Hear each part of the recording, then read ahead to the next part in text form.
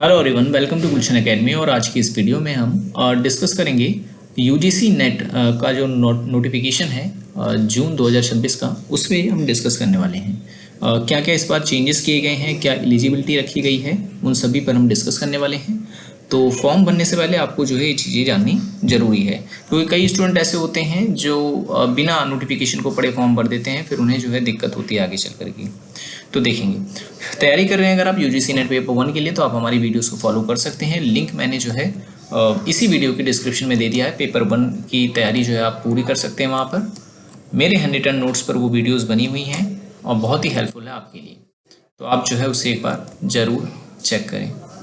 तो चलिए शुरू करते हैं। सबसे पहले कुछ इंपॉर्टेंट डेट्स हैं जो आपको जाननी ज़रूरी है, आप यहाँ देख सकते हैं, और ये टेंटेटिव डेट्स हैं, ठीक है। एप्लीकेशन आप मतलब जो रजिस्ट्रेशन है वो स्टार्ट हो चुका है 29 अप्रैल से 20 मई तक जो है आप इसमें फॉर्म फिलअप कर सकते हैं, ठीक है। और फीस आपको पता होनी चाहिए कि फ़ीस जो है वो अनरिजर्व यानी जनरल कैंडिडेट के लिए 1150 है, ओबीसी के लिए 600 है, जबकि एससी एसटी पीडब्ल्यूडी वगैरह जो हैं थर्ड जेंडर वगैरह इनके लिए 325 रुपये फ़ीस रखी गई है। करेक्शन की डेट भी बता दी गई है। अगर कोई गलती हो जाती है आपसे फॉर्म भरने में, तो आप 22 मई से 24 मई के बीच में जो है उसको सुधार सकते हैं, करेक्शन कर सकते हैं आप, ठीक है। उसके लिए आपको कोई फीस नहीं देनी होती है। और एग्ज़ाम सिटी की अगर हम बात करें तो 10 जून को जो है आपका एग्ज़ाम सेंटर बता दिया जाएगा, और एडमिट कार्ड आपका 15 जून को आ जाएगा, और एग्ज़ाम जो है आपका वो भी बता दिया गया है कि 22 जून से 30 जून के बीच जो है आपका एग्ज़ाम होने वाला है, ठीक है। 180 मिनट का एग्ज़ाम होता है और 3 घंटे, यानी कि इसमें आपको ब्रेक नहीं मिलेगा। पेपर 1 के लिए 1 घंटा होगा और पेपर 2 के लिए 2 घंटे जो है दिए जाते हैं, ठीक है। ये आपको याद रखना है।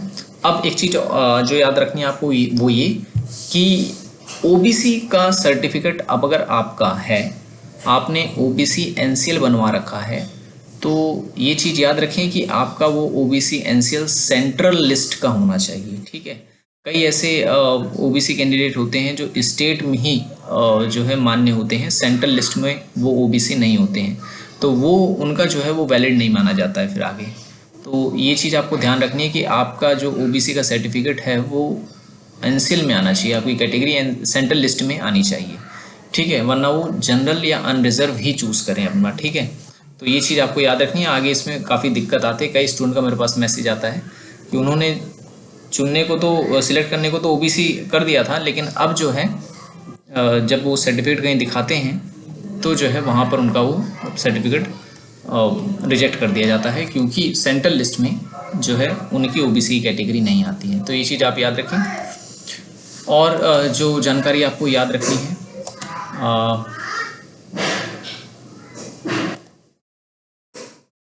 ठीक है, मैं बताते हुए चलता हूँ सब कुछ आपको। देखें, यूजीसी नेट में इस बार भी जो है 3 कैटेगरीज रखी गई हैं हमेशा की तरह ही। कैटेगरी 1 जो होगा वो होगा जेआरएफ और असिस्टेंट प्रोफेसर के लिए, ठीक है। कैटेगरी 2 जो है दूसरी जो है वो है असिस्टेंट प्रोफेसर और एडमिशन टू पीएचडी के लिए, और तीसरी कैटेगरी है पीएचडी ओनली के लिए, ठीक है। तो यहाँ पर आप देख सकते हैं, इसको एक्सप्लेन कर रखा है। तो जब आप फॉर्म फिलअप करेंगे तो आपको तीनों कैटेगरी होंगे आपके पास। अगर आप एलिजिबल हैं तो कैटेगरी 1 चूज़ कर सकते हैं, अगर एलिजिबल नहीं हैं तो कैटेगरी 2, और अगर आप पीएचडी में एडमिशन लेना चाहते हैं तो कैटेगरी 3 आप मतलब सिलेक्ट करेंगे। और ये कुछ फेलोशिप्स होती हैं, यहाँ पर भी कई स्टूडेंट जो है गलती कर देते हैं। अगर आप ओबीसी कैंडिडेट हैं, एससी कैंडिडेट हैं या पीडब्ल्यूडी कैंडिडेट हैं, तो आपको अगर जेआरएफ नहीं मिल पाती है तो आप ये जो फेलोशिप है उसके लिए भी एलिजिबल हो जाते हैं। तो जब भी फेलोशिप का वहाँ पर ऑप्शन आए तो इस पर आप जरूर क्लिक करें, ठीक है। आपने यस किया होना चाहिए इस पर। ये ministry of social justice and empowerment की तरफ से ये 3 फेलोशिप दी जाती हैं। ऊपर वाली एससी शेड्यूल कास्ट के लिए, नीचे वाली अदर बैकवर्ड क्लासेस के लिए, और जो सबसे नीचे है वो पीडब्ल्यूडी कैंडिडेट्स के लिए होती है, ठीक है। तो 6% जो है उनको तो जेआरएफ मिल जाती है, लेकिन और जो रह जाते हैं उनके चांसेस होते हैं इसमें सिलेक्ट होने के, ठीक है। तो ये चीज़ भी आपको याद रखनी है, इसमें आपको यस करना है। अब बात करें एग्ज़ाम स्कीम की, तो मैं बता चुका हूँ, पहले की तरह ही सब कुछ है, कोई चेंज नहीं है। 50 क्वेश्चन पेपर 1 में और 100 क्वेश्चन पेपर 2 में पूछे जाएंगे 3 घंटे, और यानी कि 180 मिनट जो है आपको दिए जाएंगे। CPT बेस्ड होगा, ठीक है, कंप्यूटर बेस्ड एग्जाम होने वाला है, पेन पेपर मोड में नहीं है एग्ज़ाम, ठीक है। मीडियम की अगर हम बात करें तो इंग्लिश हिंदी जो है तो रहेगा ही रहेगा, और यहाँ पर जो है अदर मीडियम की बात अभी नहीं की गई है। नेगेटिव मार्किंग के लिए काफ़ी क्वेश्चन लोग जो हैं पूछते हैं, तो यहाँ देखिए साफ लिखा हुआ है, there is no negative marking, candidate needs to choose one most appropriate option as correct answer, ठीक है। नेगेटिव मार्किंग एग्जाम में नहीं है। एलिजिबिलिटी की बात कर लेते हैं। यूजीसी नेट का फॉर्म वही भर सकता है जिनके मास्टर्स में 55% है, ठीक है। 55% होना मैंडेटरी है मास्टर डिग्री में, लेकिन अगर आप SC ST या OBC कैंडिडेट हैं तो आपके 50% अगर मार्क्स हैं तो भी आप जो है फॉर्म फिलअप कर सकते हैं, ठीक है। ये चीज़ आपको जो है याद रख लेनी है, ठीक है। अगर आप जनरल कैंडिडेट हैं तो आपकी कितने 55% मार्क्स होने चाहिए। अगर आप OBC SC ST third gender PWD वगैरह हैं तो आपके मास्टर्स में 50 मार्क्स होने चाहिए, 50% होने चाहिए, ठीक है। और ठीक है, ये एलिजिबिलिटी है, ये आपके पास जो है होनी चाहिए अप्लाई करने के लिए। एज का क्राइटेरिया भी जो है आपको याद रखना है, एज क्या रखी गई है, क्योंकि इसमें भी काफ़ी स्टूडेंट जो है गलती कर देते हैं। JRF के लिए अगर आप अप्लाई कर रहे हैं तो आपकी 30 साल की एज होनी चाहिए फर्स्ट डे से, ठीक है, फर्स्ट डे ऑफ मंथ से। 30 साल से अगर आप ज़्यादा हैं तो आप इसमें अप्लाई नहीं कर सकते हैं JRF के लिए, ठीक है। आप एग्ज़ाम देंगे, क्वालिफाई भी हो जाएंगे, लेकिन वो वैलिड सर्टिफिकेट नहीं माना जाएगा फिर, ठीक है। वैसे तो एग्ज़ाम भी नहीं दे पाएंगे, वो करेक्शन में आप में मतलब रिजेक्ट ही हो जाएगा।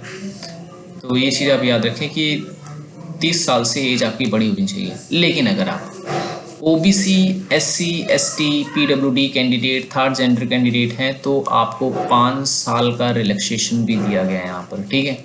याद रखें ये OBC NCL सेंट्रल लिस्ट वालों के लिए है, यानी अगर जिसके पास OBC NCL सेंट्रल लिस्ट का है उन्हीं के लिए 5 साल का ये जो है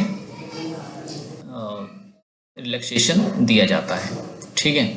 अदर कैंडिडेट उसे नहीं ले सकते हैं। जबकि अगर आप अप्लाई करना चाहते हैं असिस्टेंट प्रोफेसर के लिए तो इसमें किसी प्रकार की कोई एज लिमिट नहीं है। आप PhD में अप्लाई करना चाहते हैं तो इसके लिए भी कोई एज लिमिट जो है नहीं दी गई है। जबकि अगर आप JRF के लिए अप्लाई करेंगे तो उसमें आपको जो है एज लिमिट फॉलो करनी पड़ेगी। ये कुछ रिजर्वेशन पॉलिसीज़ हैं गवर्नमेंट की जो एग्ज़ाम के दौरान आपको दी जाएगी, ठीक है। खैर ये आपके काम की नहीं है, जो चीज़ आपको जाननी थी वो मैंने लगभग आपको बता दी है, ठीक है। अगर आप तैयारी कर रहे हैं UGC नेट पेपर 1 के लिए तो आप हमारी वीडियोस को फॉलो एक बार ज़रूर करें। 2 प्लेलिस्ट हमने बना रखी है, एक में प्रीवियस ईयर के क्वेश्चंस करवा रखे हैं, जबकि दूसरी जो है उसमें मैंने जो है आपको जो हैंड रिटन नोट्स पे वीडियोस बना रखी है वो है। तो लिंक इस वीडियो के डिस्क्रिप्शन में है, एक बार क्लिक करके ज़रूर चेक करें। वीडियो पसंद आई हो तो लाइक ज़रूर कर देना, चैनल को सब्सक्राइब नहीं किया तो ज़रूर कर लें, ठीक है, ताकि हम इस तरह की वीडियोस आपके लिए लाते रहें। और प्रैक्टिस की क्लास भी जो है हम आपके लिए जल्द से जल्द चालू करेंगे। Thanks for watching this video.